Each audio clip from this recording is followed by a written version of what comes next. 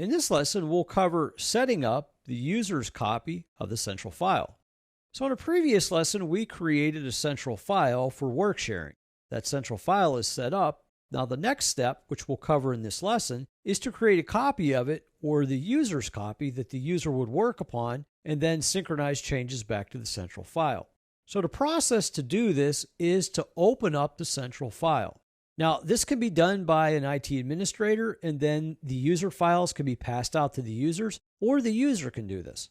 So let's go to the Open menu, browse to where you stored the files for this lesson, the C drive, Learning Revit Structure 2015, Chapter 16. The central file we'll use for this project is the central file 1601. Now, you also can use the one you created in the last lesson if you want, but I'm going to use the central file 1601. Now, when you select it, if you look at the very bottom of this window, you're going to see work sharing. Revit knows it's a central file, and by default, it's check marking the Create New Local, or the user's copy of this. So what it's going to do is make a copy of the central file. It's going to put an ending on the file name with the user's name, or Windows login name, and save it in the directory set up by default where Revit will store the actual user's files. Typically, that's in My Documents. Now, the other two options are Audit and Detach from Central. But for this, let's just verify Create New Local is checkmarked and click Open. Again, Revit is going to make a copy of the central file. It's going to save it automatically, and it's going to name it the same as the central file, but include the user's Windows login name. So you may say, well, where did it save this project to? How do you know? Well, it's actually in your settings. So if you go to the large R in the upper left, and then click Options. Once in Options, click File Locations. Here, default path for users is where it's going to save that file. You could change this path if you want.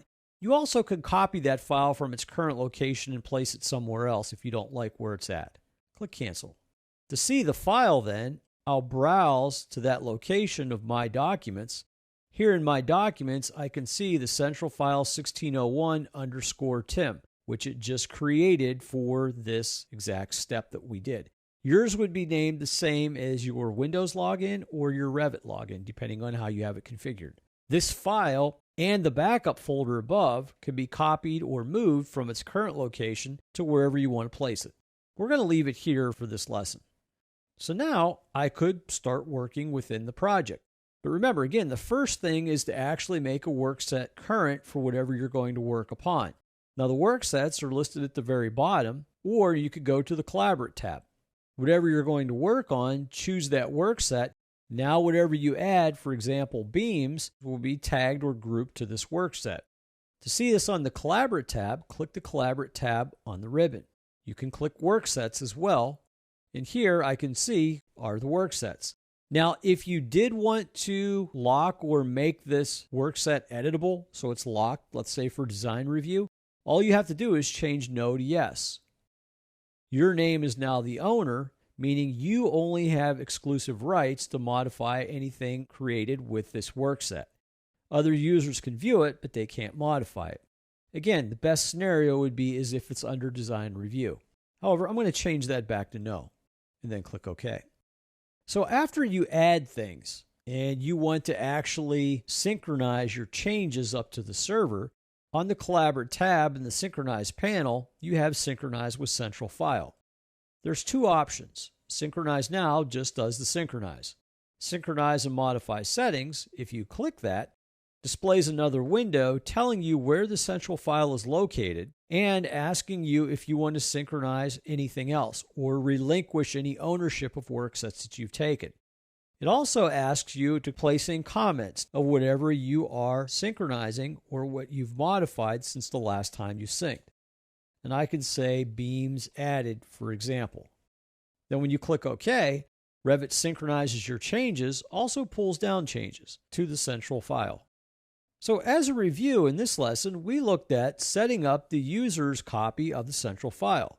We first opened the central file and then verified or marked to create a local user's copy. Once we opened that, It created a copy of the central file and saved it to the default location where Revit stores your files, typically in My Documents. The name was named the same as the central file, but appended at the end with the user's name either from Windows or login to Revit. Once inside of the file, you set whatever workset you want to be active, and then add or modify elements of that workset. When you want to synchronize, you go to the Collaborate tab, and then choose Synchronize with Central Server.